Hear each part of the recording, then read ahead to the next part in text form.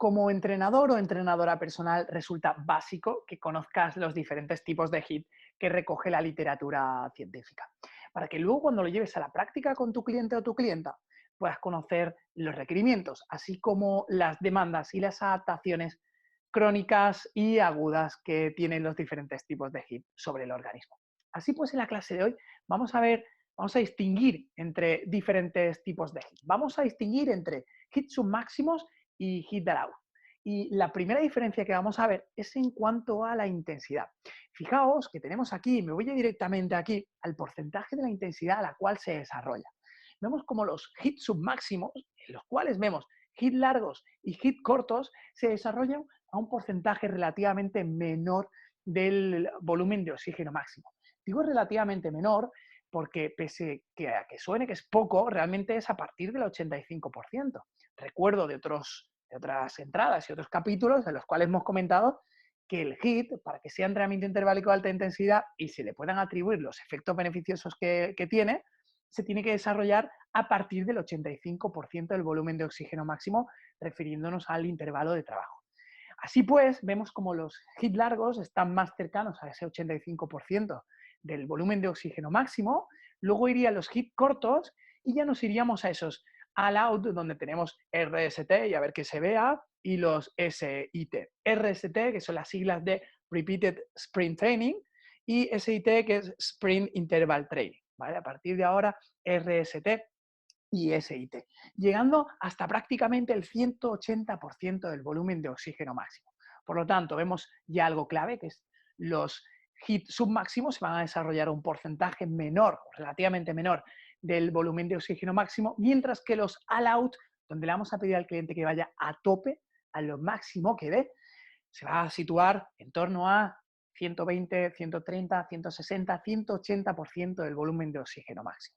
¿Sí? De esa manera, podemos ver que podemos ya empezar a intuir o a pensar que en los submáximos podemos controlar claramente la intensidad del sujeto, mientras que en los all out no vamos a poder controlar la intensidad tan fácil, porque le vamos a pedir al cliente que vaya a lo máximo que dé. Vamos a desgranar un poquito más todos estos HIIT que estamos viendo, o estas subcategorías de HIIT. Vamos a empezar con los HIIT largos. Para que un HIIT sea largo, su intervalo de trabajo tiene que estar entre el minuto y los 4 minutos de trabajo. En cuanto al descanso seleccionado, va a ser completamente individualizado. Cuando hablamos de descanso, hablamos de densidad. La densidad se refiere a la relación entre el intervalo de trabajo y entre el intervalo de descanso. Y esa relación va a estar completamente individualizada.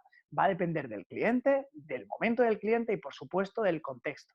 Para ello, y hablaremos de esto en otro capítulo diferente, cuanto más amplio sea mi abanico, cuanto más amplia sea mi caja de herramientas para poder individualizar y poder hacer un mejor seguimiento de ese cliente, mejor intervendré aquí en cuanto al esfuerzo y al descanso, por supuesto, refiriéndome a la densidad.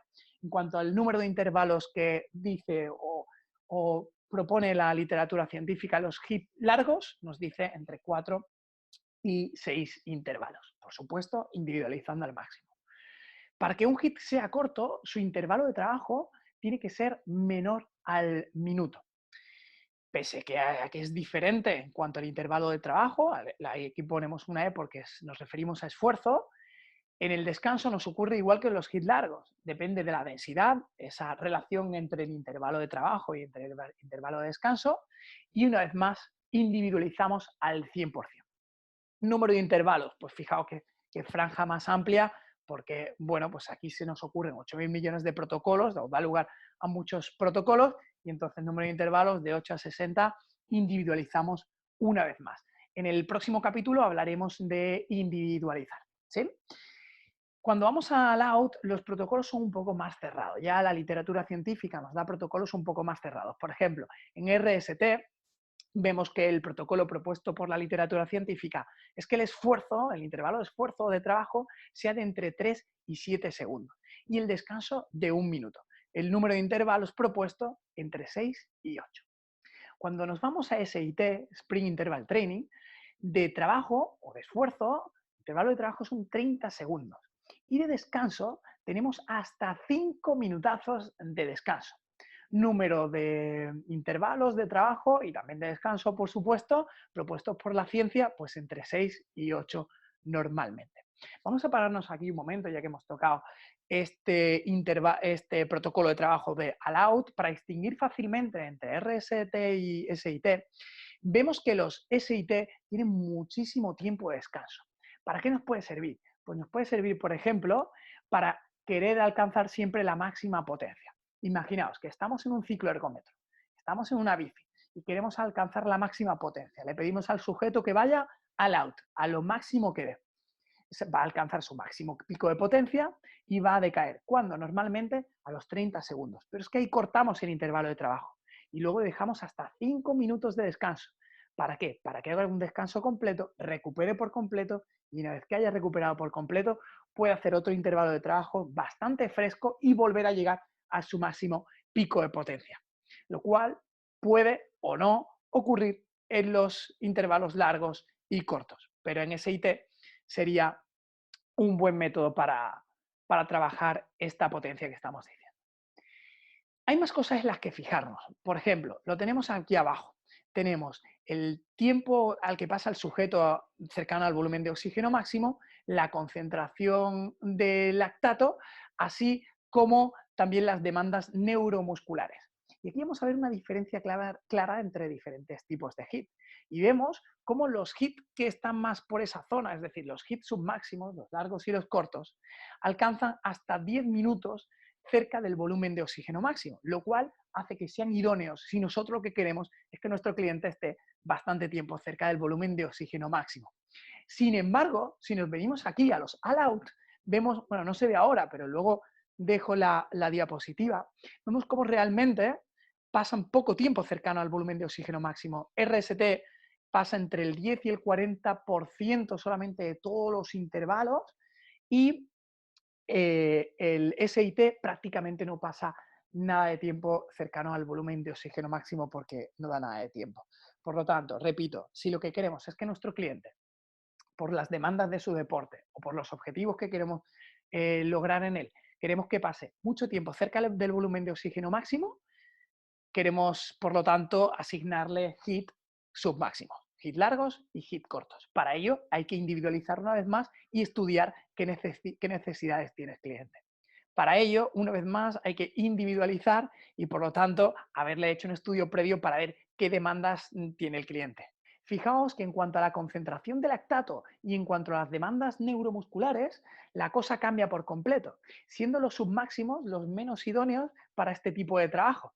Sin embargo, si nos vamos a los all-out, son los que más requerimientos tienen, los que más concentración de lactato aportan y los que más demandas neuromusculares necesitan.